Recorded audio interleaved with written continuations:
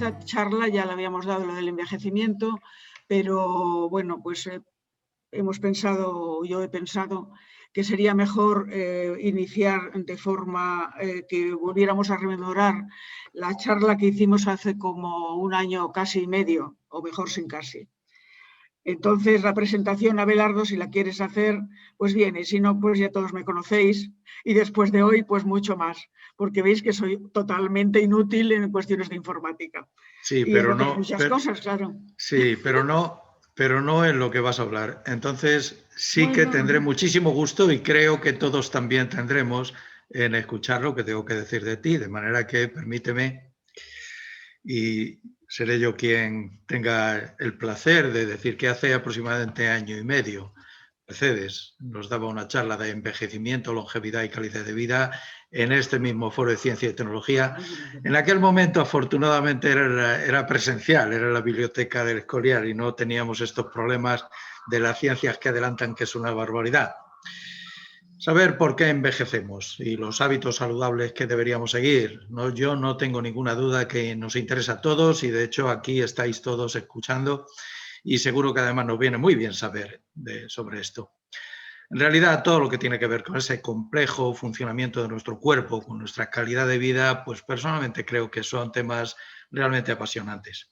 Pues bien, tenemos la suerte de que Mercedes es una persona que conoce muy profundamente estos temas y además sé por otras ponencias que comunica bastante claramente y ella ha decidido desarrollar y compartir con nosotros pues, una segunda parte de esta conferencia que dio. Mercedes es licenciada en Medicina y Cirugía, promoción de 1961-67 por la Universidad de Salamanca, pero sobre todo es una enamorada de su profesión, especialmente de los estudios de reproducción humana, andrología, envejecimiento, epigenética y el cerebro y su gran plasticidad. Su currículum muestra una larguísima trayectoria que voy a minimizar. Trayectoria profesional y directiva, desde médico de sanidad hasta jefe de sección de análisis clínicos de la Seguridad Social por oposición. Ejerció en el Hospital de la Alcaldesa y en San Lorenzo del Escorial y desde 1994 en el Hospital La Paz, donde permaneció hasta su jubilación. Mercedes aprovechó muy bien su tiempo, amplió su formación académica con estudios en distintas especialidades y además ha aportado mucho al mundo del conocimiento del sector a través de ponencias en congresos, como profesora en cursos de andrología y como coautora de libros y publicaciones de trabajos de investigación en revistas tanto nacionales como internacionales. Mercedes, a pesar de todos los problemas con la técnica, es un verdadero placer tenerte como ponente y escuchar con mucho interés todo lo que tengas que exponernos. Muchas gracias, tranquila, te escuchamos cuando quieras. Bueno, gracias a ti por tan bonita presentación después de tantos desvanes como hemos tenido hasta este momento. Voy a intentar hacer lo que pueda porque mucho más no voy a poder. Entonces aquí tenéis una imagen que tenía que verse entera en mi pantalla, en la vuestra no sé cómo se verá, que es sobre el envejecimiento y el cerebro, que son, dado que el cerebro es el principal artífice de nuestra propia vida y sobre todo de nuestra deambulación a través de ella. Aquí os presento el envejecimiento, o sea, la piel con la pérdida de elasticidad que se produce debido a la pérdida de tejido conectivo, a la pérdida de colágeno y elastina, los vasos sanguíneos, la pérdida de grasa que con la edad se acumula en la papada y la parte interna de los brazos, que es donde mejor la llevamos las mujeres, lo llevamos fantástico. Aquí tenemos las capas de la epidermis, dermis y hipodermis y de todos los componentes que tienen. Voy a ir un poco más deprisa de lo normal, dado que hemos perdido mucho tiempo. Aquí tenemos las dos manos que nos indican claramente cómo la piel se altera con el tiempo, cómo perdemos elasticidad, cómo todas nuestras manos se arrugan, igual que nuestra cara y nuestro cuerpo. Esta imagen que he puesto aquí, que para mí es impresionante, es de Rita Levi Montalcini, una neuróloga italiana que nació en 1992, Premio Nobel de Medicina. Ella decía, y a mí me parece maravilloso, que el cuerpo se le arruga. Dice, el cuerpo se me arruga, es inevitable, pero no el cerebro. Mantén tu cerebro ilusionado, activo, hazlo funcionar y nunca degenerará. Para mí la frase es magnífica, ella fue premio Nobel y además pues nació en el 1909 exactamente y murió en el 2012, o sea que duró 103 años. Aquí tenemos dentro de lo que hemos dicho que las dos partes, para mí las más importantes, son la que acabamos de pasar, que esta mujer que fue capaz de descubrir el factor de crecimiento neuronal y de desarrollo de estas neuronas, nos demuestra que el cerebro es muy importante, pero el aparato digestivo que tenéis aquí delante también lo es, dado que la alimentación y todo lo que comemos y todo cómo lo comemos, no solamente lo que comemos, sino cómo lo hacemos, es muy importante. Entonces, aquí tenemos el aparato completo, produce diversos enzimas que son los que van, como si dijéramos, transformando cuerpos o proteínas de gran tamaño en otras más pequeñas, o hidratos de carbono o grasas. Y luego ya el intestino, a través del intestino, se va absorbiendo y pasa a formar parte de nuestra sangre hasta llegar a las células que correspondan, que a través de todos los componentes que tienen, pues son las que lo van a formar nuevos aminoácidos y nuevas proteínas que van a formar de nuevo parte de nuestra alimentación orgánica. El cuerpo humano está formado por células, las cuales se agrupan formando órganos, aparatos y sistemas. La célula es la mínima unidad de vida. El ser humano posee unos, pues no me doy cuenta, porque son 30 billones de células. Es que me sale la pantalla, perdonar, me sale la pantalla la mitad quitada por las imágenes. Si yo pudiera disminuirla, pero al no poder disminuirla, ¿ves, Joaquín? Es que es imposible porque todas las láminas me van. Claro, no me come todas las letras. Lo que pongo, bueno, quizá claro. Si subís arriba, ¿da igual? No, no da igual porque me queda mucho, pero yo decía que si le doy al escape. No, al escape, no. En todo caso, arriba. Nosotros lo vemos. No. Nosotros lo vemos bien. Que sí, pero ella no, y necesita leer las palabras que salen claro. en las. Entonces, vamos a ver, ¿cómo en vista? ¿Tú qué sabes más de esto?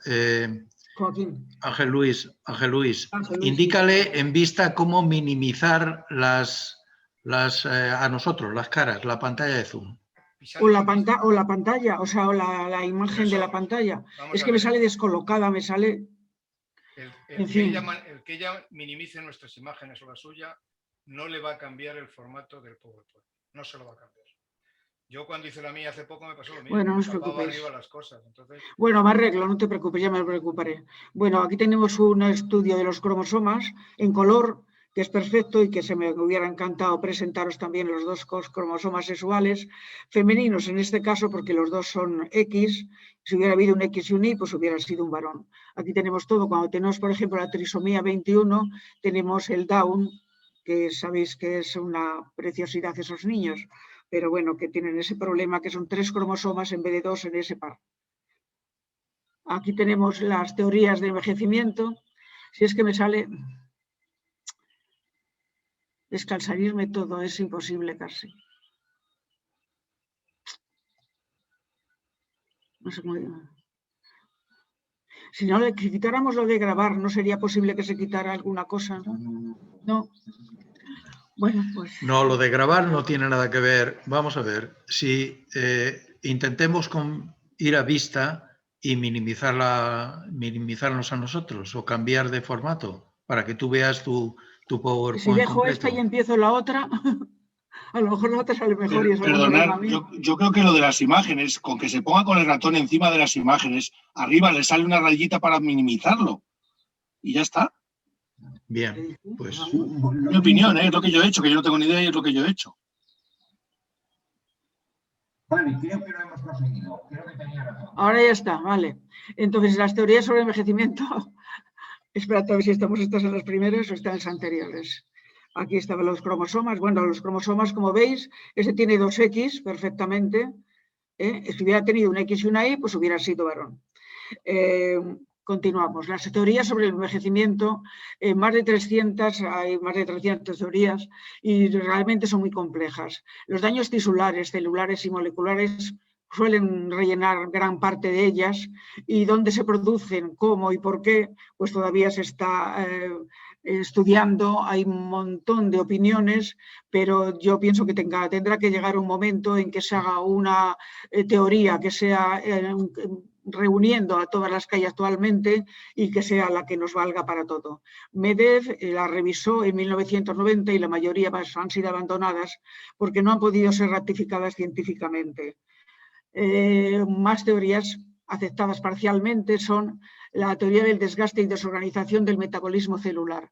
Esta es muy importante y yo creo que en todas es lo que acaba pasando. Lo que hay que ver es porque la teoría de Orgel habla de un error catastrófico en la síntesis de proteínas, y la de Havlicek el agotamiento de la capacidad celular para dividirse. Todo esto va ocurriendo a medida que va pasando el tiempo. Evidentemente hay quien dice que el envejecimiento se inicia cuando se forma el embrión. Yo me parece demasiado. Hay quien dice también que entre 20 y 22 años, otros entre 35 y 40, pero vamos, la realidad es que se va deteriorando el organismo. Las teorías que hoy día se aceptan como más válidas son la teoría del estrés oxidativo y la lesión mitocondrial, ambas reunidas, que son las que hemos dicho de Hartley y de Hessman. La desorganización celular ligada al estrés oxidativo, originado por los radicales libres y otras especies reactivas de oxígeno o ROS, como son, por ejemplo, el anión superóxido, el hidroxilo, el peróxido de hidrógeno, y luego el organismo también tiene otros antioxidantes, que son la isoperóxido dismutasa, la glutatión peroxidasa, las catalasas, las vitaminas C, E, carotenos, flavonoides. Todo ello son antioxidantes que van a unirse a los propios del organismo con la superóxido dismutasa más etc. y a hacer que las células no se alteren tanto, dado que la mitocondria, como aquí pone en la parte siguiente, es la mitocondria del genoma de cada célula. Todas las mitocondrias diferenciadas son la primer diana de las especies reactivas de oxígeno. Aquí tenemos una célula preciosa, que la lástima es que no la pueda haber visto desde un principio y tranquilamente, pero bueno, me iré tranquilizando, espero. Aquí veis las estructuras de la célula, aquí la membrana exterior, la membrana interior del núcleo, también interior en cada una de ellas. Aquí tenemos el retículo plasmático, tenemos un aparato de Golgi, aquí tenemos la más importante, como he dicho, es la mitocondria. Aquí tenemos la mitocondria. Y luego en el núcleo tenemos el nucleolo, que está formado por ARN, y el resto por los cromosomas que están aquí en toda la estructura nuclear central, por los cromosomas que son los que van a ser los directores de orquesta, porque es donde está todo el ADN unido a las histonas y unido a las uniones entre ellos, que son, las histonas son las buenas. Vamos a hacer un paso hacia adelante, así me voy tranquilizando yo. Son muy importantes en la célula los lisosomas, porque es donde se va a hacer, como si dijéramos, el barrido, el retirar todas las sustancias que se van alterando, que se van produciendo en la célula y que llega un momento que destruiría la célula si no las actuara en ellas. Estas lisosomas tienen una función muy importante cuando hacemos ayuno, cuando no comemos, porque cuando no tienen dónde encontrar los aminoácidos necesarios para que se puedan formar las proteínas, ella lo que hace es que los coge de otros sitios donde están alteradas o donde hay grasas, también coge las grasas, coge todo lo que pilla de todos los lados y las va transformando en aminoácidos de nuevo, que ofrece de nuevo al resto de la célula para que produzcan las sustancias necesarias para poder vivir, las proteínas o enzimas o lo que haga falta. Vale, aquí también los ribosomas, que tienen una función muy importante para hacer que el ARN que está en el nucleolo transmita su información hacia el ribosoma, y aquí el ARN que hay, que es el que va a hacer la transcripción a aminoácidos, selecciona los aminoácidos que necesitan y en el ribosoma se forman las proteínas nuevas. Bueno. Aquí tenemos la mitocondria, que la veis es preciosa, aquí tenemos una mitocondria normal y aquí una mitocondria deshecha, totalmente llena de desechos, de productos tóxicos que se han degenerado y que, bueno, pues si los lisosomas, etcétera, consiguen limpiarla y arreglarla, pues puede volver a funcionar. La ventaja que tiene la mitocondria es que tiene su propio ADN. aquí lo tenemos puesto, órgano celular encargado de la respiración celular, producción de energía necesaria para que la célula pueda ejecutar sus funciones, contiene ADN enrollado que puede producir proteínas y si se altera enfermedades mitocondriales. Posee 37 genes en este trocito que veis aquí, que está aquí todo como un ovillo deshilachado, pues ahí la cantidad de 37 genes se codifican proteínas y tienen la capacidad de reproducir y regenerar estas propias mitocondrias. O sea, cuando un organismo, por el motivo que sea, tiene una función muy importante que efectuar y no tiene bastantes mitocondrias con las que tienen las células de ese órgano que lo está demandando, pues entonces estas mitocondrias son capaces de dividirse y producir más mitocondrias. Entonces, o sea, tiene una función realmente maravillosa, ¿no? Y que, bueno, que merece la pena guardar. Entonces, esta parte de la célula va a ser muy importante en todo. Aquí tenéis, por ejemplo, la cantidad de ATP, cómo produce ATP, que va a ser lo que va a dar la máquina productora de energía, que es ella, pues de todas las partes que hemos dicho ya.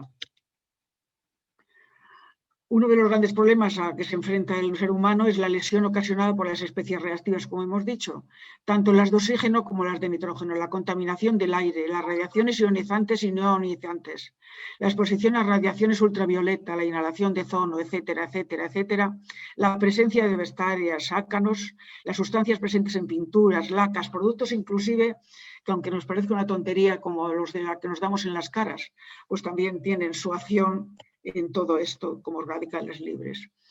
Si hacemos un compendio de todo lo que hemos pensado y dicho, pues acabamos reduciendo las teorías a una teoría de Orgel que cada día va resurgiendo y además al lado de otras que van añadiéndose va consiguiendo adeptos y se piensa que es el error de la síntesis de proteínas unido al estrés oxidativo. Antes se pensaba que solo era el deterioro de las proteínas, pero ahora se ve que es unido al estrés oxidativo de que hemos hablado.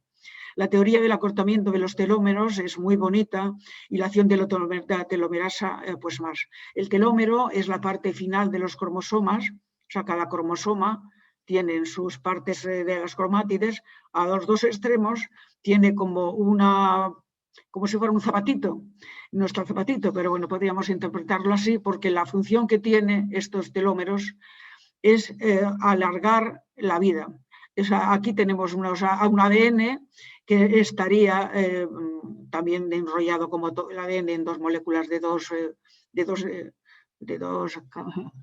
linealidades, que esto haría que cuando va envejeciendo se va cortando la parte de la longitud de los telómeros.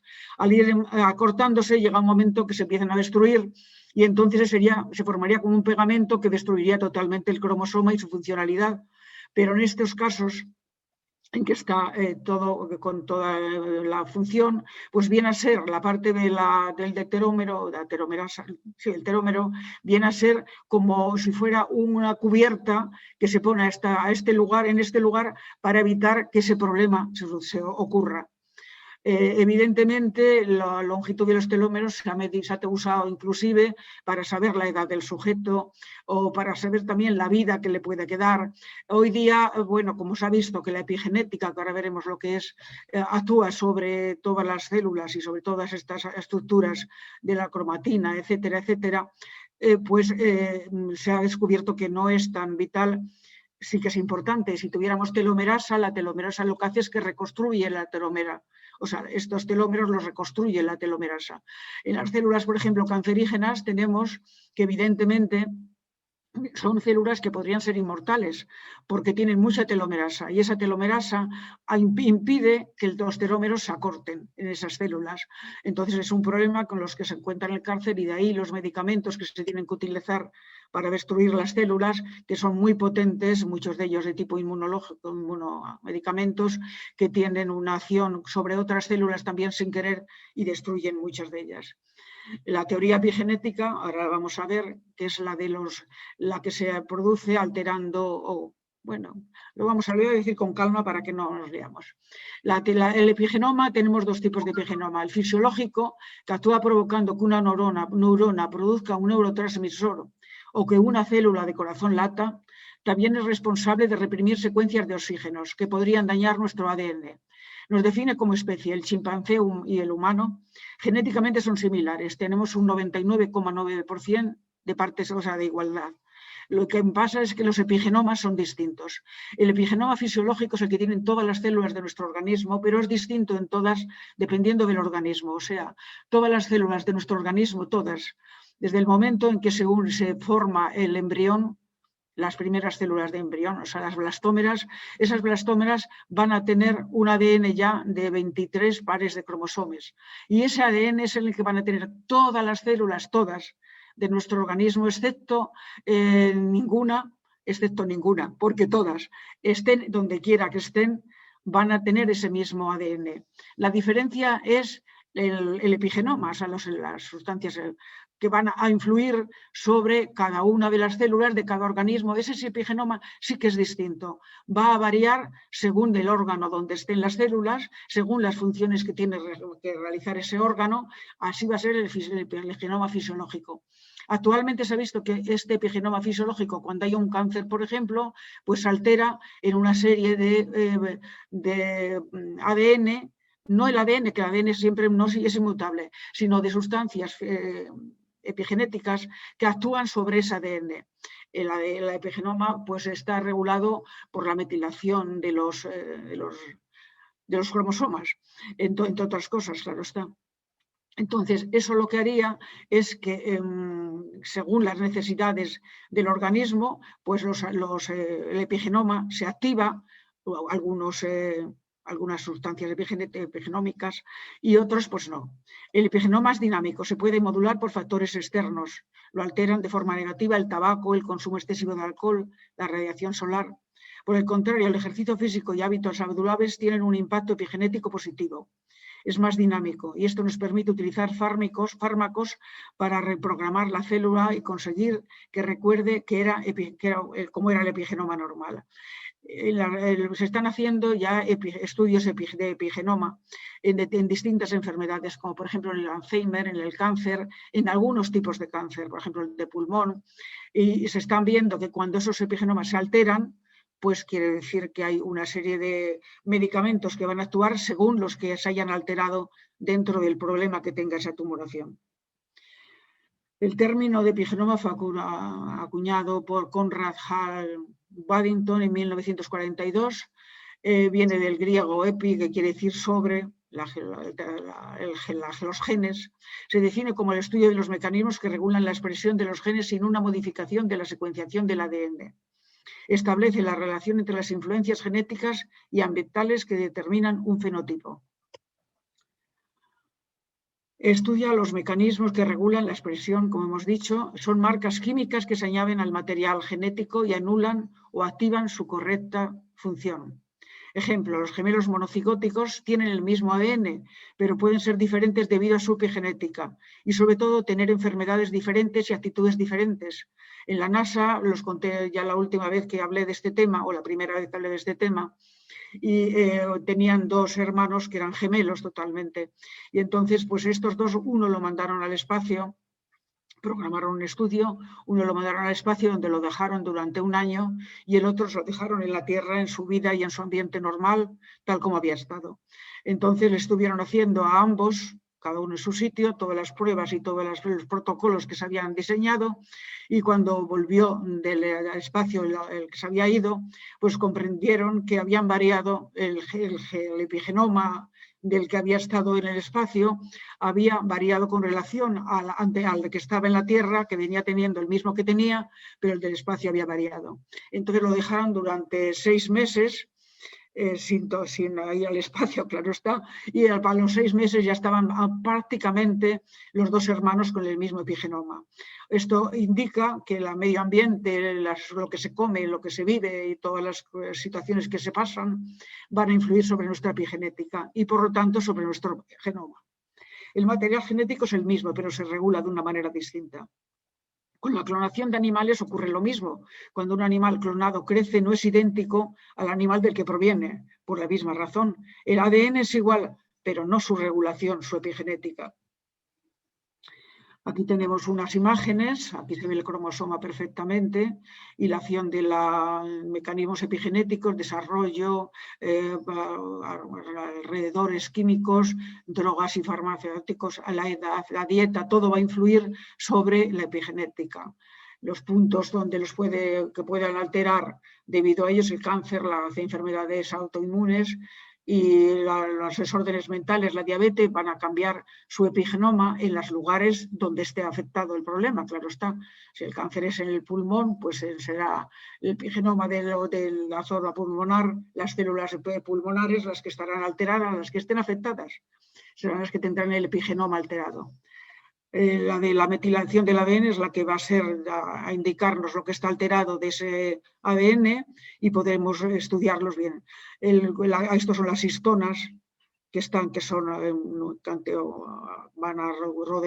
rodeadas del ADN y de alguna manera pues el pegamento que reciben pues ya acaban reduciendo el tamaño que sería casi 2 metros a cantidades que pueden entrar dentro del núcleo celular.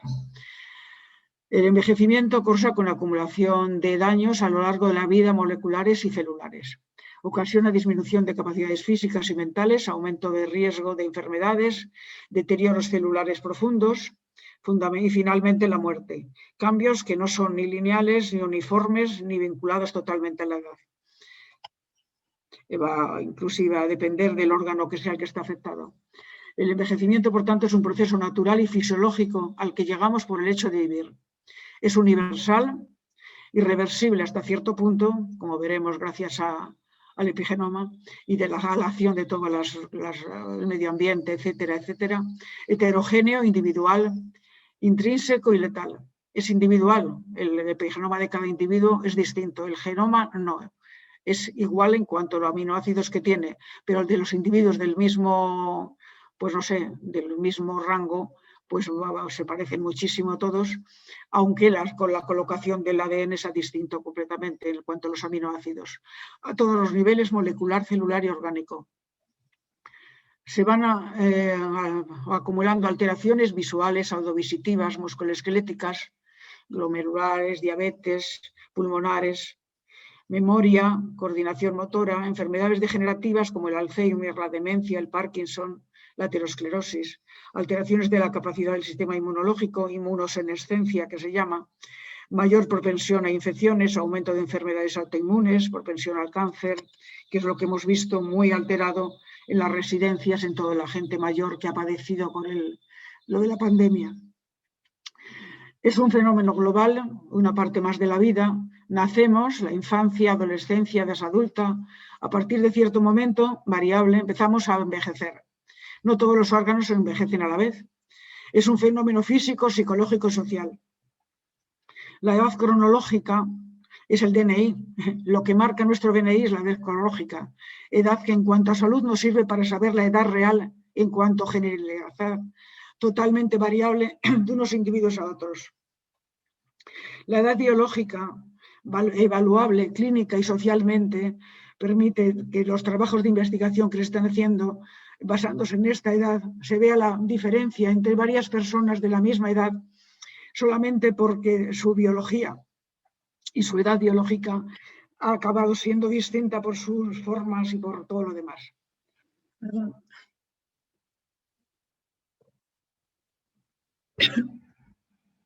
Envejecer, por tanto, es un proceso multicausal, inevitable, irreversible y no necesariamente negativo. Una parte más de la vida. Causas biológicas como desgaste, órganos y sistemas corporales. Todos los metazoos son seres vivos y todos tienen este mismo proceso, todos lo siguen. Las agresiones del medio ambiente, producción constante de energía necesaria para continuar viviendo en todo el organismo, generación de productos tóxicos como consecuencia de esa energía que necesitamos y del desgaste que se va produciendo a todos los niveles, y el agotamiento y reparación celular que hemos dicho que en gran parte pues va a través por todas las células, por supuesto, pero la mitocondria juega un papel muy importante, los lisosomas, el reticuloblastoma, etc. Y luego también psicológicas y sociales, como son las enfermedades padecidas, también el sufrimiento acumulado, el tipo de vida vivido, el efecto del medio ambiente y la genética que hemos recibido. Las alteraciones más frecuentes son la pérdida de audición, cataratas, errores de refracción, dolores de espalda y cuello, osteoartritis, neumopatías, diabetes, depresión, demencia, padeciendo con frecuencia varias al mismo tiempo. La aparición de estados de salud complejos, síndromes geriátricos que se llaman, que es lo que hacen la necesidad de los médicos geriatras, que deben de intentar, cuando tienen que curar una enfermedad, no pensar en un órgano solo, sino en todo el organismo completo, dado que nuestros síndromes de tipo geriátricos pues suelen ser múltiples alteraciones al mismo tiempo, y muchas veces un medicamento que das para una puede alterar la salud en otras cosas. Eso haría que de alguna manera el geriatra, al conocer el cuerpo humano en su totalidad, como los médicos de medicina interna, fueran capaces de decir: este medicamento, aunque tenga usted esta alteración y aquí tenga esta otra, no se lo puedo dar porque si se lo doy por esta voy a alterar la otra. Y se buscara la forma de poder dar lo que menos daño hiciera al organismo en su conjunto y a esa persona en particular. La fragilidad capilar, la incontinencia urinaria, estados delirantes, úlceras por presión, a veces anuncian, cuando esto se va maximizando, van a anunciar un final próximo de la vida. Formas de envejecimiento tenemos la normal, paso de inteligencia fluida a inteligencia cristalizada. Podéis preguntarme qué es la inteligencia fluida. Es la de la que tiene la gente joven, a la cual no le hubiera pasado lo que me ha pasado a mí hoy. Esa gente es capaz de resolver problemas, tiene una memoria, una rapidez de acción, un aprendizaje, una capacidad que nosotros ya los mayores pues vamos perdiendo, por lo menos yo. Y la inteligencia cristalizada es la que vamos adquiriendo los mayores, que se tratan de habilidad para aplicar y transmitir lo aprendido y conocido anteriormente. Realmente va sufriendo la inteligencia deterioros paulatinos, pero que permiten llevar casi una vida normal y ser autosuficientes. En este caso mío hoy no he necesitado de Joaquín, gracias a él y a todos vosotros que habéis tenido muchísima paciencia y muchísima capacidad. Y luego está el envejecimiento patológico, ocasionado por enfermedades, unas nuevas y otras que ya existían, pero han ido empeorando hasta expresarse exteriormente, tanto físicas como mentales, que obligan a ser dependientes del resto de la población, de los medios sociales, de todo, porque ya no pueden hacer la vida ellos solos. Un tipo también, el más importante y el que la OMS ha preconizado, es el activo óptimo, satisfactorio o saludable, propuesto por la Organización Mundial del Envejecimiento en Madrid en el 2002.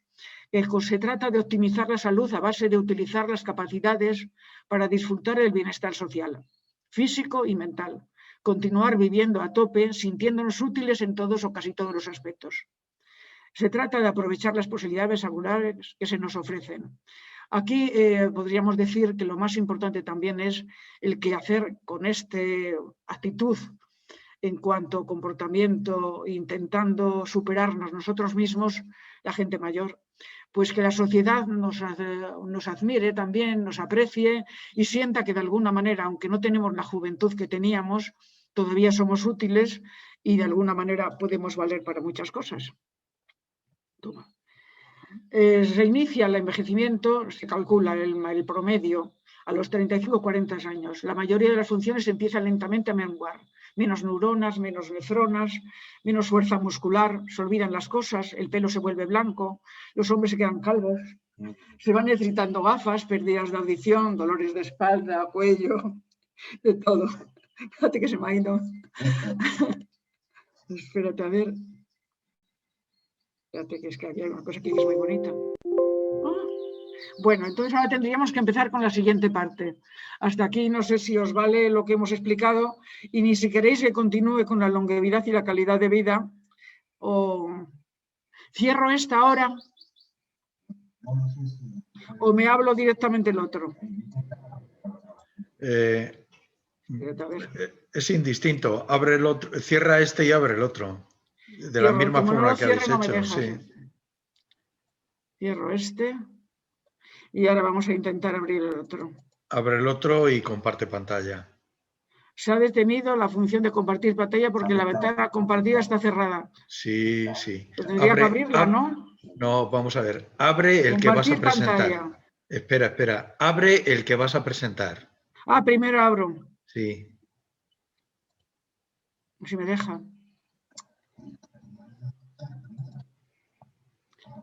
A ver.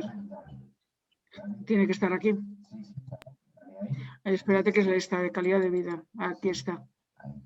Aquí está. Ya lo tenemos, ¿vale? Vale, bueno, pues este parece que está mejor asentado. Bueno, me alegro. Entonces, la segunda parte de la ponencia que tengo para hoy es la que estaba programada para hace pues casi un año. Bueno, no, un año. El 17 de marzo estaba programada, pero no pudimos hacerla.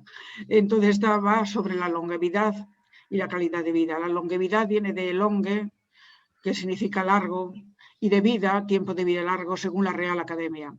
En el diccionario castellano es edad avanzada, muy anciano, de larga edad, con mucha edad. Vivimos en la generación hasta ahora más longeva de la historia. Aquí tenemos que entre 2015 y 2050, las prospecciones que había, los habitantes del planeta mayores de 60 años se pensaba que casi se duplicaría, pasando del 12% en el 2015 al 2050 un 22%. Habría que ver o habrá que ver qué ocurre cuando se hagan las estadísticas y se haga el estudio que se están intentando hacer al cabo de ese tiempo, que encontraremos si ha disminuido tanto la población mayor, que los mayores de 60 años pues nos hemos igualado a los de 5 años, por ejemplo. En el 2020 el número de personas de 60 años o más era superior al de los niños de entre 0 y 5 años. Eso era lo que había. En el 2050 el 80% de las personas mayores vivirá en países de ingresos bajos y medianos. El número de longevos aumenta más rápido. Los países se enfrentan a retos importantes para garantizar que sus sistemas sanitarios y sociales están preparados para afrontar este cambio demográfico. El tema es muy importante y, como veréis, se está generando múltiples estudios, tanto a nivel de la Comunidad Europea, sanitarios y de todos los tipos, como a nivel de la OMS.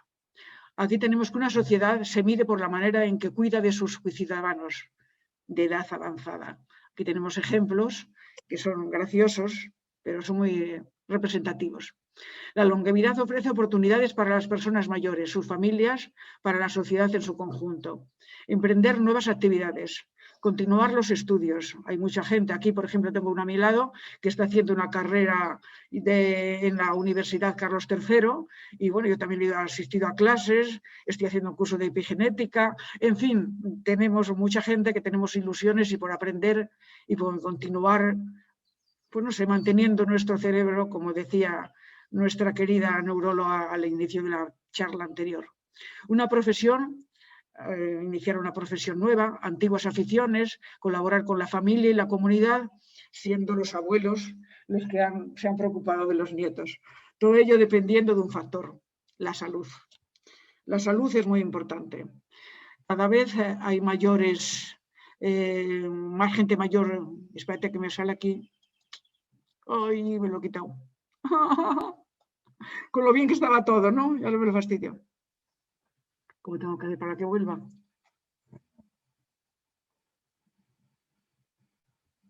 Comparte pantalla. Es que has salido de compartir pantalla. Nos ha salido compartir pantalla, pues no lo vemos. No, no. Tienes que ir a compartir pantalla otra vez.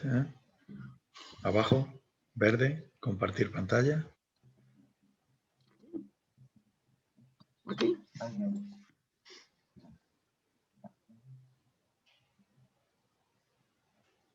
Me da hasta miedo tocar, ¿eh? Por favor. Voy a ir al otro. ¿Aquí? ¿Tú crees? Bueno, ya está. Gracias, Joaquín. Es el quinto país con mayor esperanza en España. No la vemos. No has compartido pantalla. Seguramente lo ves tú, pero tienes que ir, si tienes abierto el PowerPoint que quieres que veamos, ve abajo y comparte pantalla.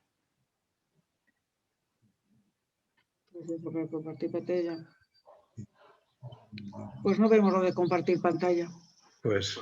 Aquí salió, y ahora ya salió. Ya está. Dale. Bueno, no nos deja.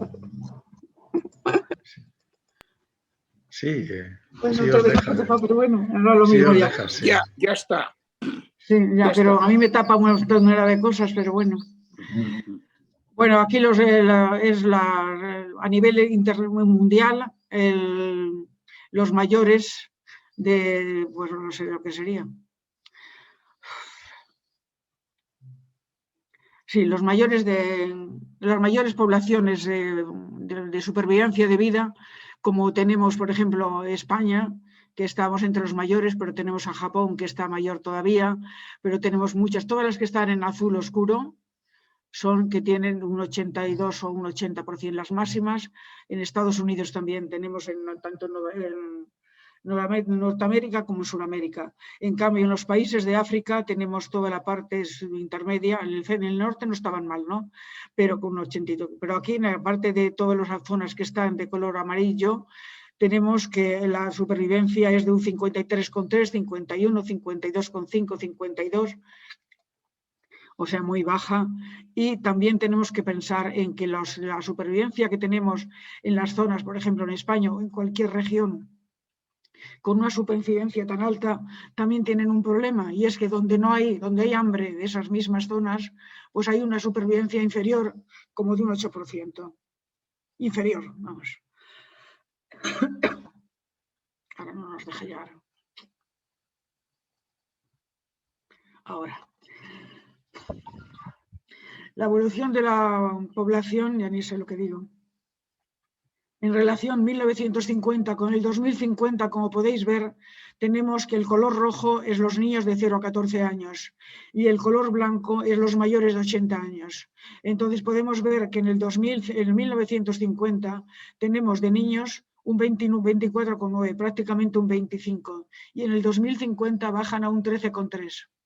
También los niños de entre 14 y 24, bueno, semiadultos ya, pero púberes y púberes, entre 15,8 en el 1950 a 9,7 en el 2050. Al final, por ejemplo, lo más importante, los mayores de 80 y los que están entre 65 y 79, los entre 65 y 79 pasan de un 7,9% en 1950 a un 18,5% en el 2050.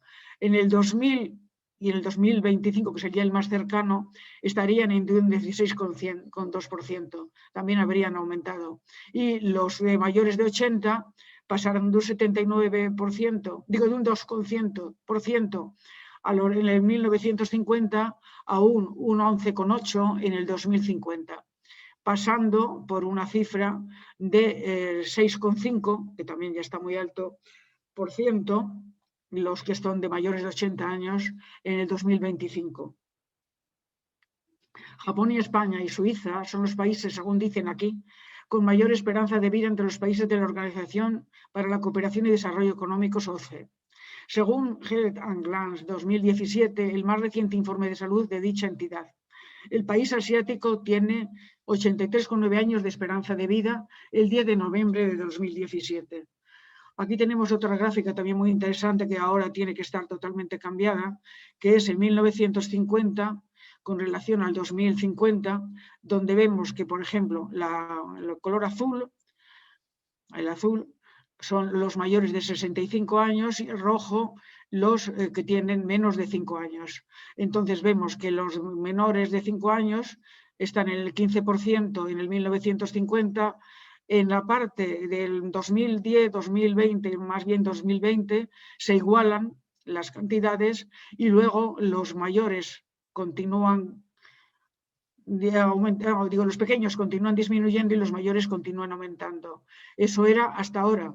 Es posible que los menores, los mayores de 5 años, hayan continuado disminuyendo, pero los mayores es fácil de que hayamos también disminuido y se vayan igualando las cantidades. Pero vamos, eso lo veremos cuando lo hagan todo. Otro también es que en este es la cantidad de personas mayores de 65 años en todas las poblaciones. Fijaros que África son bajísimos, en toda la zona también, porque es Europa, tenemos España, pero vemos como esto es en el 2015, como en el 2050, pues se prevé que, por ejemplo, toda la zona de España y la parte esta de Europa del norte, etcétera, pues hayan aumentado enormemente, teniendo un 28% o más de personas con 65 años. Las enfermedades crónicas y degenerativas son los que padecemos la mayoría de los que vamos viviendo, y estas enfermedades van avanzando progresivamente hasta que terminan con la vida de la persona sin que exista cura en esas fases ya extremas para detenerlas. A veces algunas se inician en edades muy tempranas.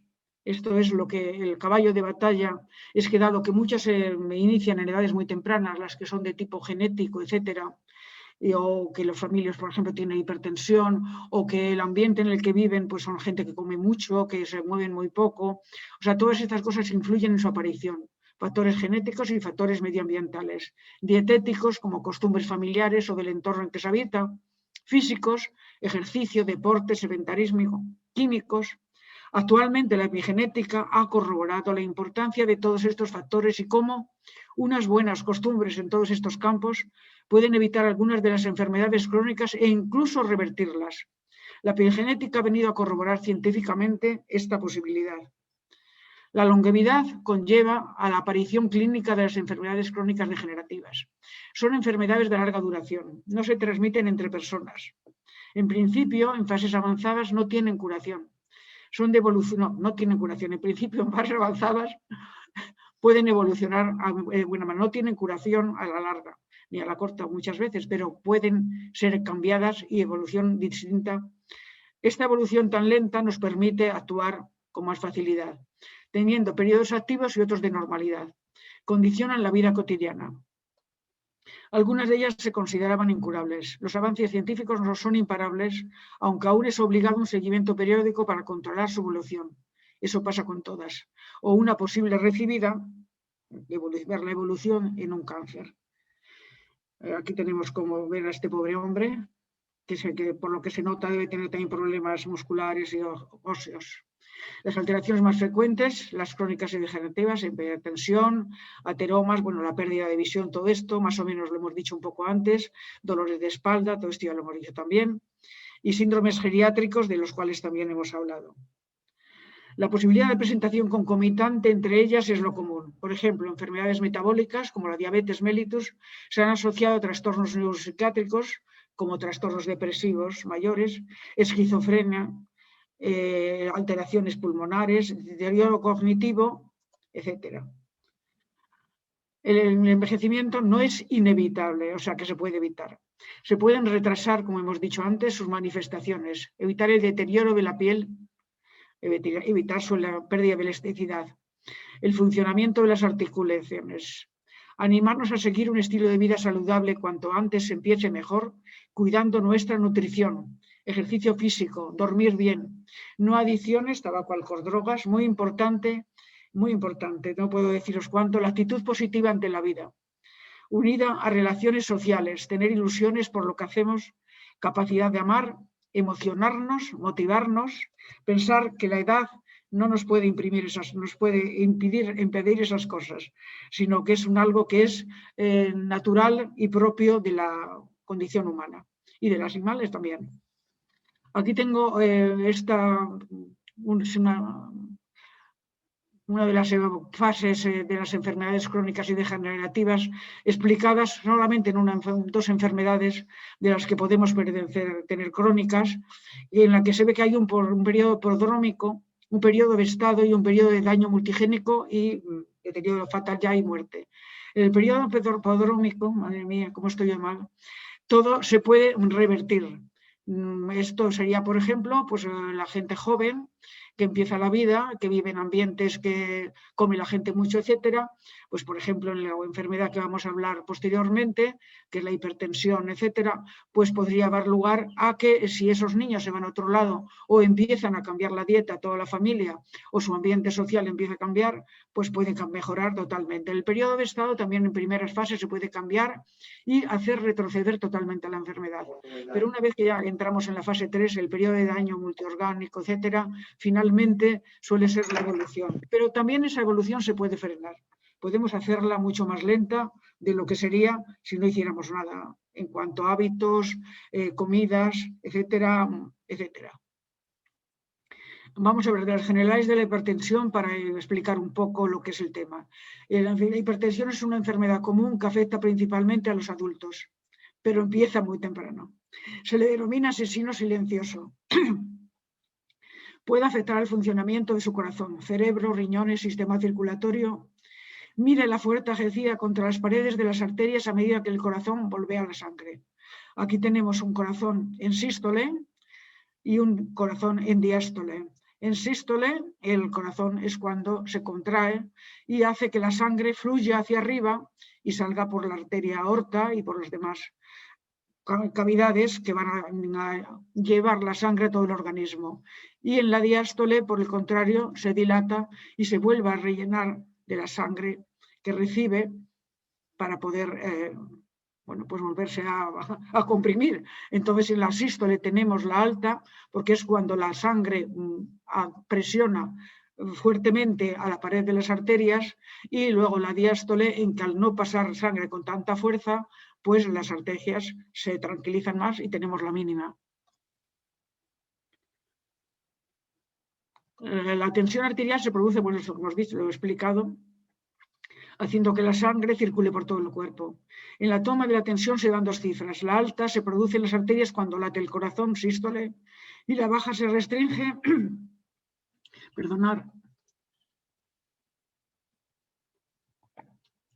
cuando el corazón descansa entre latidos, diástole. Si la presión sube del límite normal, que es 14,9 milímetros de mercurio en los adultos, pues se produce lo que denominamos hipertensión arterial. Las cifras obtenidas cuando mides la presión nos ayudan a hacer el control de cómo tenemos nuestra tensión. Normal es menos de 12,8 milímetros de mercurio. Voy a decir solamente la parte primera más o menos porque es la más habitual. La prehipertensión quiere decir que todavía no estamos en fase de tensión definitiva o más difícil de quitar, sino que aún la podemos retraer, volver a otro periodo, al periodo normal. Es de entre 12,8 y podríamos decir, ya para redondear las cifras, 14,9 de mínima y de máxima. O sea, entre estas dos cifras es la que va a darnos el estado de hipertensión. A medida que va subiendo más, pues más para hipertensión. El estadio de hipertensión ya es entre 14,9 o 16,10. El estadio 2 de hipertensión entre 16,11 y 18,11. Y el estadio tercero de hipertensión mayor o tensión mayor es mayor de 18 y la máxima y de 11 la mínima. La mayoría de los casos transcurren sin síntomas, a veces dolores de cabeza. Lo mejor es prevenirla, teniendo en cuenta mayor riesgo por cuando tienes padres hipertensos, y controlar los hábitos de vida sabiendo que se puede evitar. El sobrepeso y la obesidad van a ser dos factores que van a influir muchísimo sobre la aparición de la hipertensión. Una dieta sana y hacer ejercicio son vitales. Controlarla habitualmente también es un factor muy importante para mantenernos alerta. Una de las características de enfermedad es que no presenta síntomas claros, ya lo hemos dicho. En la actualidad, las enfermedades cardiovasculares son la primera causa de mortalidad en España. Sin embargo, la hipertensión es una patología tratable. Si no se siguen las recomendaciones del médico, se puede desencadenar complicaciones graves como, por ejemplo, un infarto de miocardio, la hemorragia o trombosis cerebral, lo que se puede evitar si se controla adecuadamente. Las primeras consecuencias de la hipertensión las sufren las arterias, que se endurecen a medida que soportan la presión arterial alta de forma continua. Se hacen más gruesas y puede verse dificultado el paso de sangre a través de ellas. Esto se conoce con el nombre de arteriosclerosis, haciéndose fácil los depósitos ateromatosos, aterosclerosis. O sea que la aterosclerosis viene a fastidiar todavía más la arteriosclerosis. En España existen más de 14 millones de personas con hipertensión. De esta cantidad, 4 millones no están ni diagnosticados. La aterosclerosis es la acumulación de grasas, el colesterol y otras sustancias, también a veces leucocitos y otras células, sobre las paredes de las arterias forman una placa, la cual puede restringir el flujo sanguíneo. La placa se puede romper, lo que desencadena un coágulo de sangre. Aunque la aterosclerosis a menudo se considera un problema cardíaco, puede afectar también a cualquier otras arterias del cuerpo. La aterosclerosis puede prevenirse y es tratable. Los síntomas, la aterosclerosis se desarrolla de forma gradual, por lo general leve y no tiene ningún síntoma. Es posible que no tenga síntomas de aterosclerosis hasta que una arteria se estreche o obstruya tanto que no pueda suministrar suficiente sangre a los órganos y a los tejidos. A veces un coágulo sanguíneo bloquea por completo el flujo sanguíneo o incluso se separa y puede desencadenar un ataque cardíaco o un accidente cerebrovascular.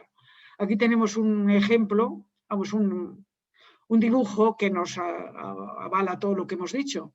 Las paredes de las arterias con los inicios de las placas de ateroma. Estas placas de ateromas, a medida que va pasando la edad, van aumentando de tamaño, van reduciendo la luz de paso de sangre y van alterando la tensión, por supuesto, ya la tenían alterada y continúa alterando también la producción de la placa. Aquí tenemos ya la placa mucho mayor y vemos cómo se van soltando a veces sustancias, pero aquí ya vemos que se ha formado como un trombo, como una rotura de esa placa y ha dado lugar a que tengamos ya un paso de sangre muy restringido. Cuando ese paso se cierra, es cuando tenemos ya el síndrome que hemos dicho de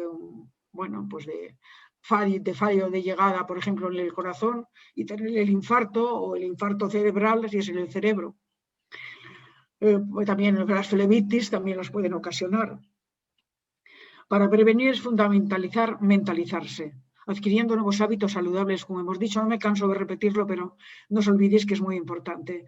Dietéticos, deportes, ejercicio, meditación, yoga, vital para evitar el Alzheimer, demencias e enfermedades degenerativas. Monitorizar los controles de salud de forma regular, revisión médica y, muy importante, los estudios permanentes, que formarían lo que son la prevención, que es una de las cosas más importantes para evitar llegar a ser cosas que ya no podamos solucionar. Las mamografías, las colonoscopias, los estudios prostáticos, análisis rutinarios, que a partir de una cierta edad, que pueden ser los 65 años, 60 o 70, depende de posibilidades sociales para solucionar enfermedades, etcétera, o no tenerlos. Entonces, pero sí que es muy conveniente efectuarlo, pues no te diré cada año, pero sí cada 2 o cada 3. Y cuando hay un cáncer previo o otra cosa, pues totalmente cuando los médicos nos digan que hay que hacerlo. Aquí tenemos un grupo de longevos, o de gente mayor, haciendo cada uno pues hasta una calceta, otros con un ordenador, otros con un libro, divirtiéndose todos unidos, en ese momento no hablando. Los pilares de una vida saludable tienen como misión explicarnos que lo más importante es cuidar el cuerpo y todo lo demás, pero son muchos. La salud física y el ejercicio, deportes, atletismo, natación y ciclismo nos llevan a cuidar el cuerpo. La dieta también, la alimentación. Somos lo que comemos, que es un dicho muy común, es muy importante. Entonces, si la cuidamos, vamos a tener un envejecimiento muchísimo mejor que si no la tenemos. La mente, el ejercicio mental, igual que hemos dicho que el ejercicio físico, el ejercicio mental también es muy importante. Ejecutarla, ejercitarla, las relaciones, cambiar los hábitos. O sea, aquí en la mente pues tenemos 2 tipos, uno que son los ejercicios mentales y otros que son los ejercicios de relación, el cambiar los hábitos, el vernos, el estar juntos, hábitos y costumbres, horario de sueño, vigilia y horarios de alimenticios que deberían de ser, pues de alguna manera, de reproducirse cada día.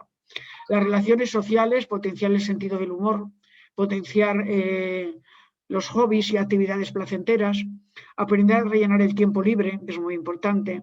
La edad lleva unido un deterioro cognitivo y de memoria importantísimo. Se consigue manteniéndola en forma mediante ejercicios físicos y psíquicos. Igual que hay gimnasia para el cuerpo, se están utilizando ya la gimnasia para la mente. Ejercicios por internet dedicados al ejercicio de nuestras neuronas. Los pilares de vida saludable es una nueva etapa muy importante, dado que la longevidad nos lleva a una etapa de envejecimiento, que es una nueva etapa que muestra de nuestra vida cada vez más larga y con más posibilidades. No la malgastemos, transformémosla en útil, de lo que nos podamos sentir orgullosos. Tenemos y podemos hacer muchas cosas. En medicina siempre hemos dicho que vale más prevenir que curar.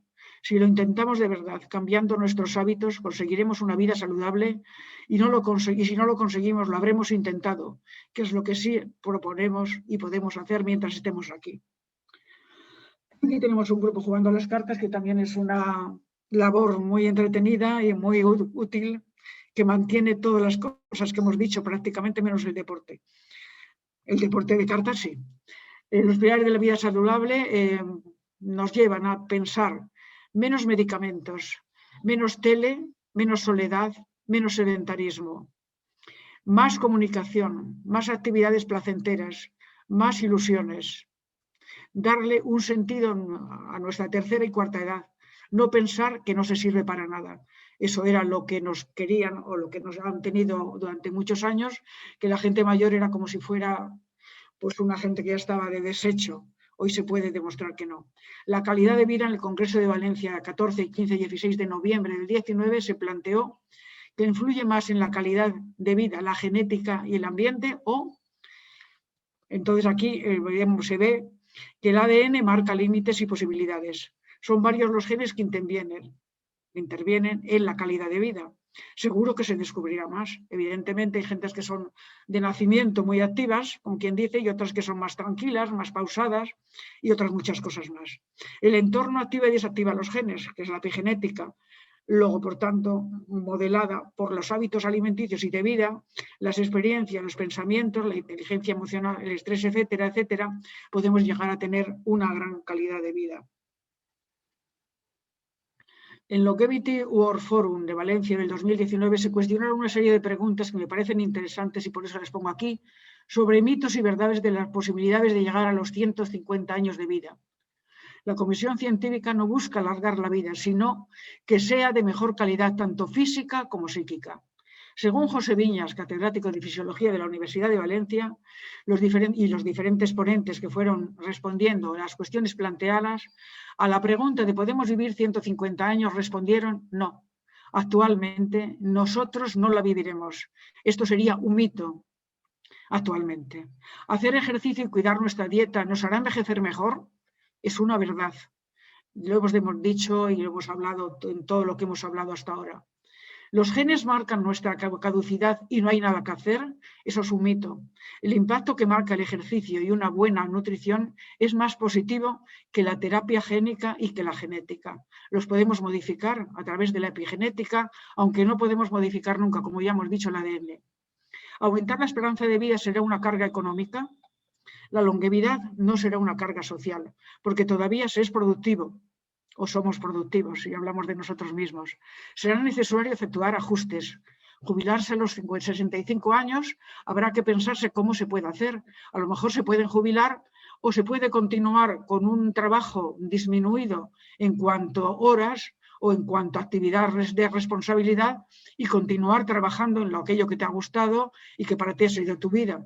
Y si no, pues es el tu monumento, aunque sea cobrando la misma cantidad que se cobra ahora como jubilados.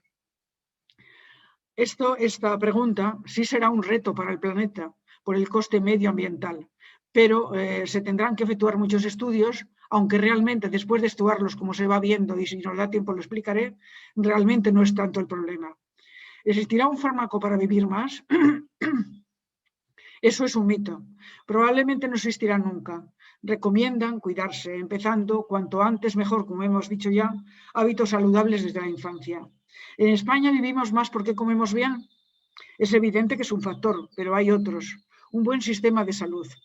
En los barrios pobres la supervivencia es menor, como os dije antes, unos 8 años menos con relación a los barrios ricos. Las personas preparadas científicamente tienen una supervivencia mayor porque tienen mejores hábitos, tienen mejores posibilidades, tienen más posibilidades de ir a un gimnasio, de gastarse el dinero en muchas cosas que son pues estimulantes para poder vivir bien. Pero bueno, es así la vida y no podemos cambiarlo. saltado.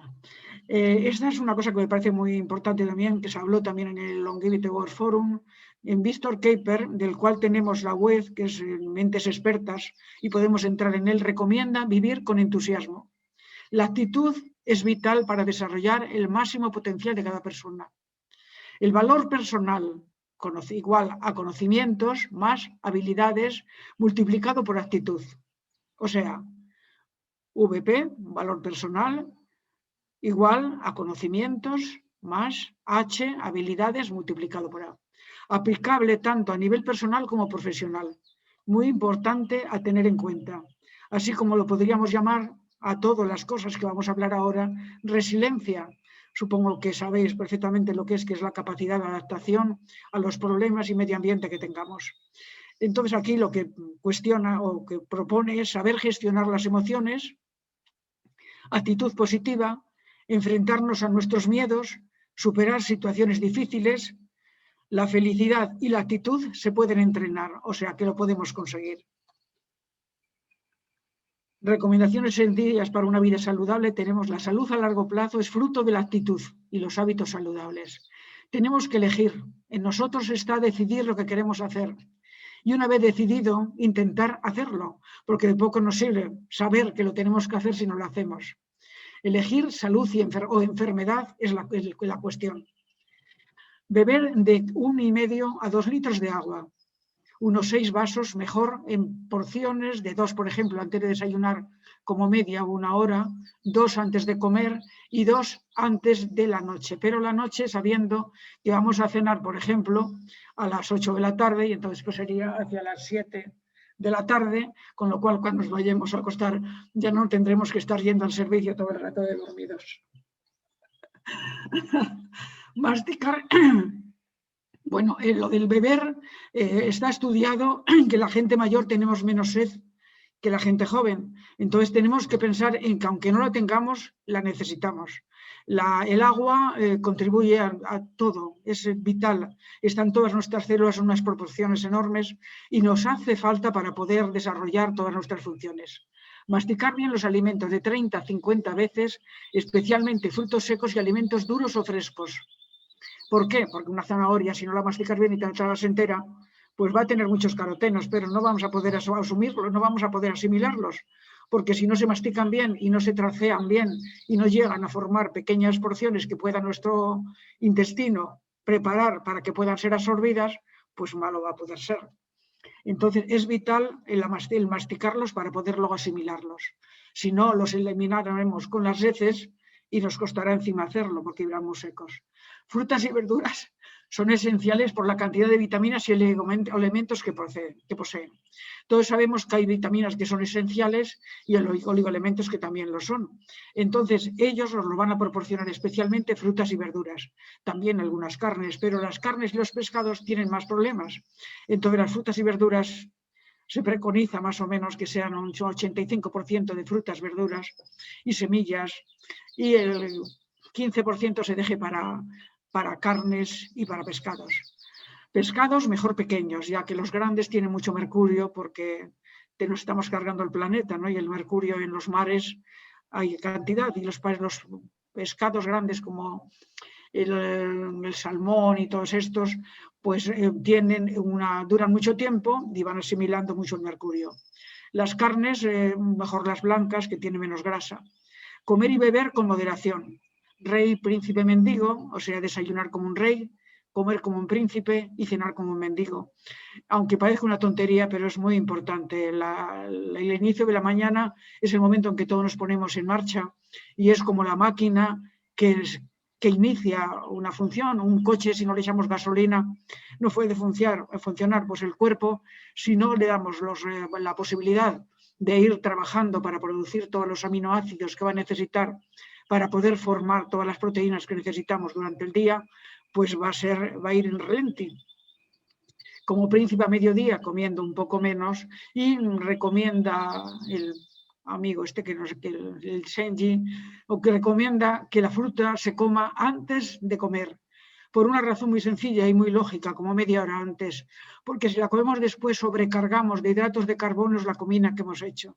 Entonces, tomándola antes, casi se asimilan antes, se toman, tienen todos los principios inmediatos, vitaminas, etcétera, etcétera, y fenomenal. Y por la noche, como un mendigo, puesto que luego cuando llega ya la noche y nos acordamos, nuestro metabolismo entra en relenti y puede pasar lo que me pasó a mí en el hospital, que me tomé una tarta de manzana antes de que tenía una crema riquísima y una pinta estupenda, me la tomé antes de acostarme en el hospital que estaba aquí en el Gregorio Marañón, y por la mañana pues le avisaron a mi marido de que, porque me hicieron un análisis antes de entrar al quirófano, y le dijeron que si sabía que yo era diabética. Le pegó un soponcio casi, mi marido dijo que había tenido ya 2 hijos y que no había demostrado ninguna alteración de la glucosa. Y entonces yo, pensando cómo era posible eso, con todos los análisis normales siempre, me di cuenta de que había sido la tarta, que no la había reabsorbido rápidamente, y por la mañana todavía restos en toda mi sangre de esa glucosa. El cuerpo es una unidad. Todo está interconectado con capacidad de curarse a sí mismo, como lo está demostrando, por ejemplo, hoy me han mandado un artículo Mercedes Rodríguez, Mercedes Rodríguez, muy bonito, sobre una proteína que a nivel cerebral, en los astrocitos, que consigue que no se provocan las lesiones que se produzcan a nivel cerebral, pues que no se consoliden de forma que sea imposible que todas las neuronas que están de alguna manera y células que están de alguna manera comprometidas en la lesión que han sufrido, pues se perdieran para siempre, sino que se recuperen. Lo cual me parece maravilloso, y estoy convencida de que eso va a ser lo mismo que con el camaleón o la salamandra, por ejemplo, que le cortas una pata y le vuelve a salir entera. Yo estoy convencida de que con el tiempo descubriremos muchas cosas que hay ocultas en nuestro ADN y nuestro ARN y nuestra genética y nuestro organismo, y porque la genética, queramos que no, el ADN es la que va a proporcionarnos las proteínas que necesita cada órgano. Y el momento que conozcamos mucho más, iremos dándonos cuenta de que hay muchas cosas que se pueden hacer. El ejercicio físico y diario, andar media hora al día, ejercicio psíquico y mental. El sistema óseo y muscular tienen que moverse, así como nuestra mente. De poco sirve tener una movilidad perfecta si nuestro cerebro no nos dirige, no sabe cómo dirigir nuestros pasos. La vida de relación activa, amigos, grupos donde poder comunicarse, no quedarse en casa inactivos. Eso es lo que nos ha hecho el virus, quedarnos en casa inactivos.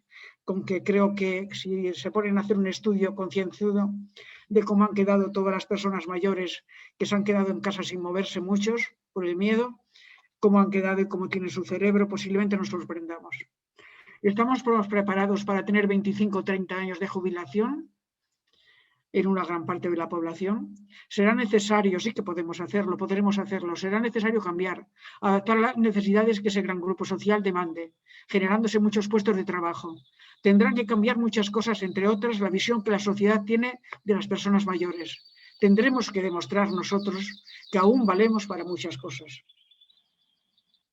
Bueno, aquí había decidido poner fin, queda una parte preciosa que pueden ser 10 minutos. Si estáis muy cansados, ¿qué hora es? Perdona. La 1:05. Pues si queréis lo damos, y si no, pues lo dejamos. Pero son cinco diapositivas muy sabrosas y muy bonitas sobre el libro verde, del cual algunos os he hablado ya. ¿Qué queréis? ¿Lo dejamos o lo continúo? Por mi parte, si puedo hablar. Continúa. Claro, sí, continúa. Vamos adelante. Entonces, como ya estoy puesta y todavía tengo saliva, voy a beber un trago de agua y continúo. Servicios aquí, pero el mío está allí, donde quieras, ¿vale? Bueno, pues espero, Joaquín, un momentito. Continuamos en esta. Aquí tenemos una imagen que pone que el reto es construir un mundo que responda tanto a las necesidades de nuestros jóvenes como de nuestros mayores. Es una imagen preciosa y la tenía para separarlo.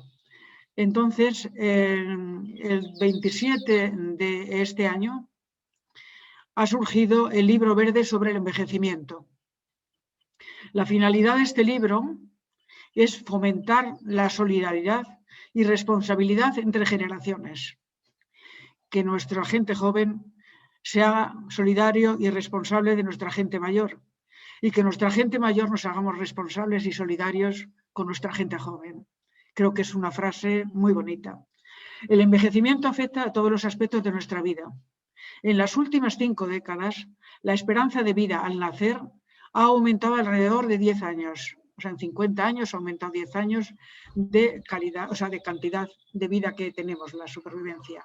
Tendencia que ha tenido un gran impacto sobre la vida diaria de la gente y sobre nuestras sociedades. El impacto desproporcionado de la pandemia sobre las personas mayores, hospitalizaciones que han tenido que sufrir y muerte ha resaltado desafíos que plantea el envejecimiento de la población para la asistencia sanitaria y social. Se ha marcado que el envejecimiento también ofrece oportunidades para crear nuevos puestos de trabajo, fomentar la equidad social y aumentar la prosperidad. Se le denomina a esta economía, una palabra muy bonita, una frase muy bonita, economía plateada y asistencial. Se plantea a nivel europeo mejorar los sistemas educativos y de capacitación. Fomentar una vida laboral más prolongada y plena, impulsando reformas en los sistemas de producción social y pensiones. Será necesario examinar nuevos enfoques para garantizar que nuestras políticas sean adecuadas al objetivo perseguido en una época de cambios importantes. Será el objetivo perseguido en una época como esta de cambios importantes. El objetivo de este libro verde es iniciar un debate político sobre el envejecimiento. Desafíos que plantea, oportunidades que brinda, especialmente teniendo en cuenta la Agenda del 2030 para el desarrollo sostenible y el decenio del envejecimiento saludable de las Naciones Unidas, es decir, de la OMS. Asume un enfoque basado en el ciclo de la vida. Refleja el impacto universal del envejecimiento centrándose tanto en las implicaciones personales como en las repercusiones sociales.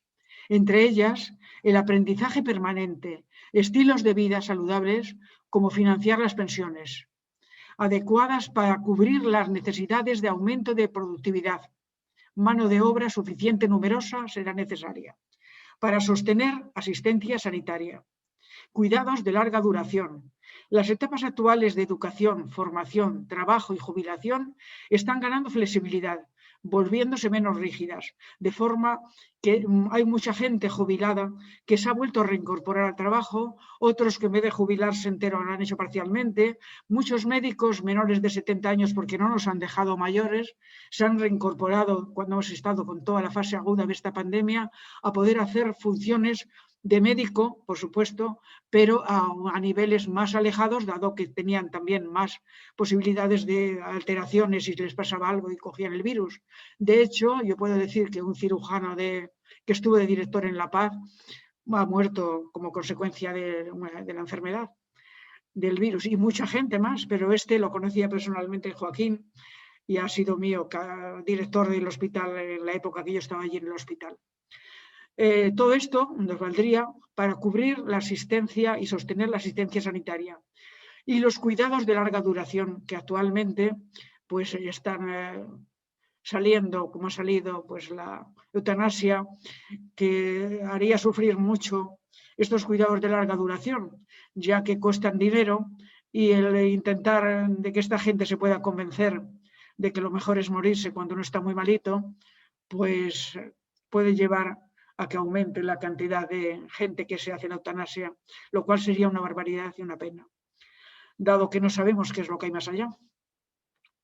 Las etapas actuales de educación, formación, trabajo y jubilación están ganando flexibilidad, como hemos dicho.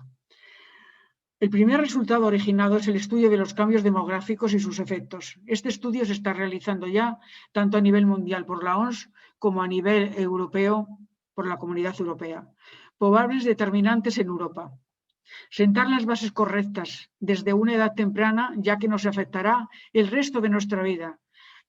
Yo aquí me parece útil comentar, aunque sea un instante, mi nieto, un problema que tuve, estaba en casa de mi hija y cenaron y se fueron a acostar los niños. El niño tenía 5 años y las otras 2, 7 y 9. Y entonces de repente yo me pongo a cenar y viene mi nieto corriendo, abuelita, abuelita, ¿me das un poquito de eso? Y le digo, sí, hijo, ¿cómo no? Y entonces me dice, ¡ay, no, abuela! ¿Por qué, hijo? ¿Por qué? Porque ella me lavó los dientes. Pues me emocionó de tal manera que le dije, hijo, te los vuelves a lavar. Se pone, no, abuela, que me ha dicho mi papá que después de lavármelos ya no se puede comer más. Lo cual me emocionó y pienso que si todos asimiláramos desde pequeños esos cambios de actitud ante la vida y de calidad de vida, en una palabra, pues sería muchísimo mejor. Modelar nuestras perspectivas, lo que vivimos, lo que aprendemos, los hábitos que adoptamos, así como modelar nuestra salud y bienestar futuro. Envejecimiento saludable y activo más aprendizaje permanente, iniciándolo desde una edad temprana, ya que serán recomendables para todo el ciclo de vida. Estamos hablando de lo que recomienda el Libro Verde. Los niveles adecuados de educación y buena salud se reforzarán mutuamente. La meta es envejecimiento saludable y activo, incluyendo patrones de consumo y nutrición, niveles de actividad física y social para ayudar a reducir el riesgo de obesidad, diabetes, enfermedades transmisibles que van en aumento y enfermedades cardiovasculares, el cáncer, que se encuentran entre los principales que actualmente ocasionan muerte y que son evitables, por lo menos en su evolución, enlenteciéndolas, y muchos de ellos evitables totalmente. El cáncer, por ejemplo, están haciendo muchos descubrimientos de tratamientos, aparte de físicos, también de tipo medicamentoso, que son muy agresivos, que dejan al paciente hecho polvo, pero que tiran para adelante y se transforman en enfermedades crónicas que tendrán que ser tratadas durante el tiempo. Bueno, espérate, que yo creo que ahora ya sí he llegado al final, ¿no? Bueno, pues estamos ya en el final del tema y no sé si habéis resistido el impacto de todo este estado que hemos estado pasando, y yo el estrés, pues no sé si dentro de un mes tendré hipertensión o estaré para el arrastre porque habré perdido calidad de vida en estos momentos.